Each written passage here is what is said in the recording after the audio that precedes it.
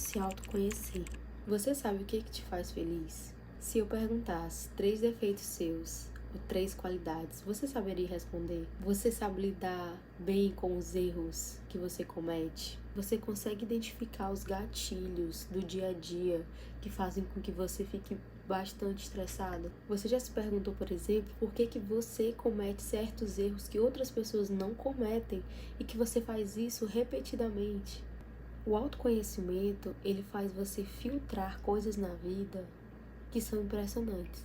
Normalmente, na correria do dia a dia, a gente esquece de se autoavaliar. A gente esquece de se perguntar, meu Deus, o que é que eu tô fazendo? Por que eu tô aqui? O que é que eu quero da minha vida? O que é que eu sou internamente? Então, hoje o meu convite é para que você sente e faça essa reflexão junto comigo. Mostrar dicas práticas que eu fiz para melhorar o meu autoconhecimento. O primeiro teste é o teste de temperamento: colérico, sanguíneo, melancólico e fleumático. Sugiro que você faça o teste às cegas, sem saber o que é cada personalidade, porque isso vai tirar um pouco do viés, né? Sugiro também que o teste que você vai fazer, ele não te diga só uma personalidade. Não tem como a gente ser só uma coisa. Importante que ele te dê todas as personalidades e mostre qual é que é mais e qual que é menos. Por exemplo, eu sou sanguínea e melancólica. Não sou só sanguínea, não sou só melancólica. Eu sou as duas coisas. Por que é tão importante a gente saber as duas? Sou uma pessoa que começa muitos projetos, mas muitos projetos eu paro de fazer. Por quê? Porque eu começo muito pelo meu lado sanguíneo, ele é muito animado, ele quer fazer, ele quer ser aventureiro e tal. Só que o meu lado perfeccionista da minha personalidade melancólica, ela vai, acaba com tudo isso. Porque o melancólico, ele é muito perfeccionista. Mas isso eu só soube depois que eu fiz o teste. Sabe aquela sensação que às vezes você chega pra conversar com uma pessoa e aí você conversa. E aí depois quando tu para, aí tu respira e tu fica, meu Deus, pra que eu falei isso? Aí tu fica pensando naquilo, tipo, remoendo. Isso é muito da personalidade melancólica, porque ela fica, tipo, refletindo e remoendo aquelas coisas. E aí você, uma hora que tu tava todo animado conversando, aí depois passa um tempo e não é mais. Então, isso justifica muita coisa. As melancólicas, elas têm uma tendência melhor para conversar sobre coisas profundas e ficar em desvaneios e, enfim, refletir bastante.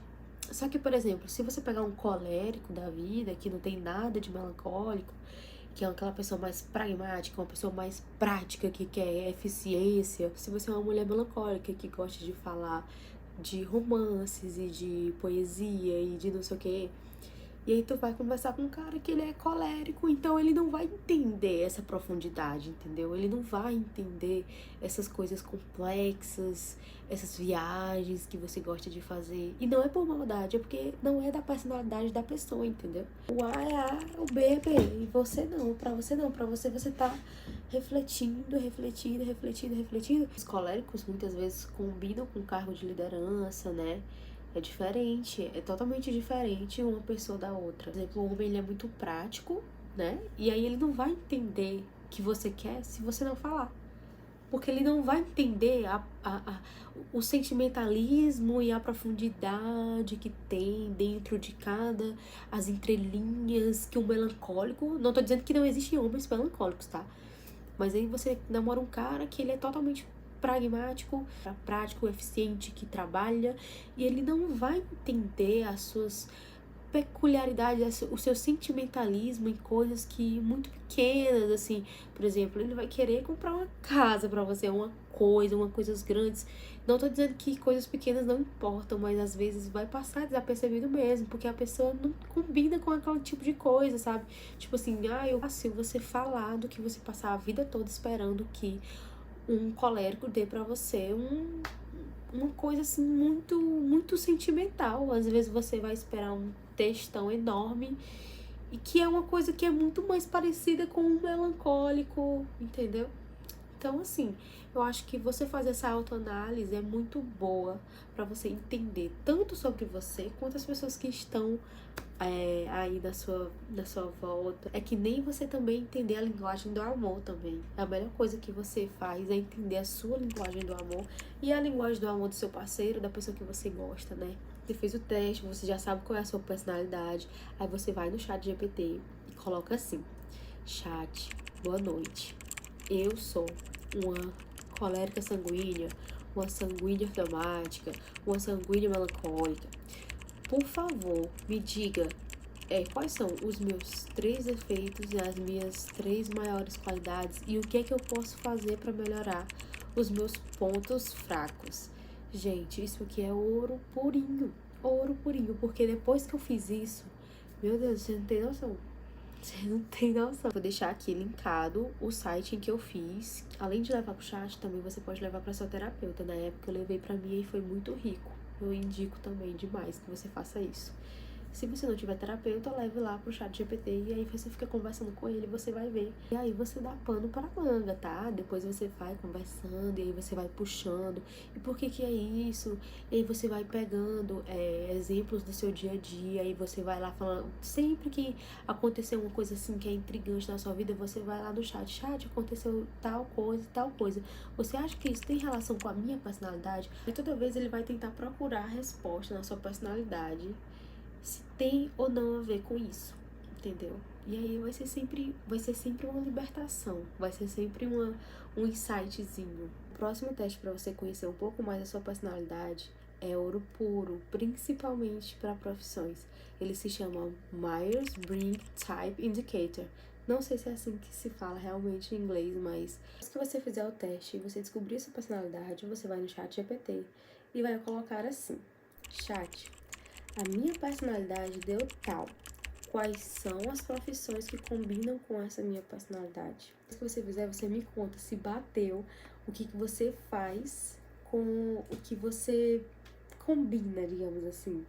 Claro que na nossa vida tem vários determinantes para a nossa profissão, enfim, porque a gente faz, mas é sempre bom a gente fazer essa autoanálise para entender se é realmente enfim, se o que a gente tá fazendo combina com o que a gente é, né? Com a nossa personalidade.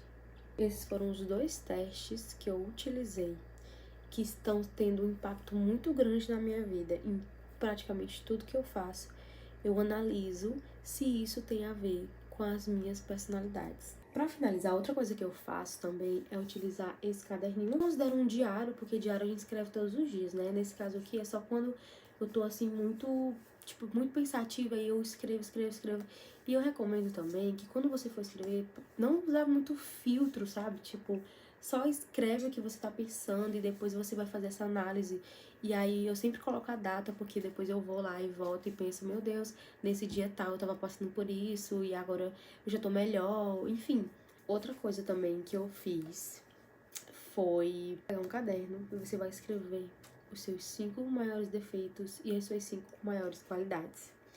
E aí você vai perguntar para as 5 pessoas mais próximas ou as 5 pessoas que mais convivem com você você vai fazer a mesma pergunta. E isso te dá um panorama geral de como você é, tanto pra você quanto pros outros.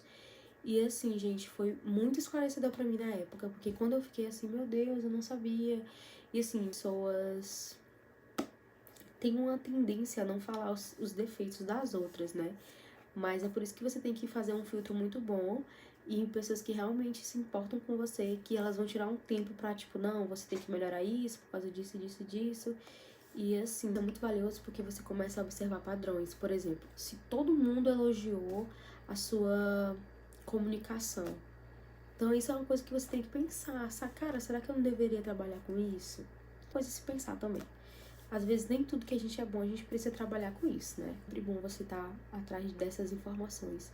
Eu sou muito a louca do autoconhecimento, eu sempre falo isso, porque eu vou atrás de tudo, todas as ferramentas, tudo que der pra fazer, pra eu me entender, pra eu me justificar, pra eu começar, não, realmente é por isso. Eu falei que era o final faz horas, mas eu precisei falar isso também.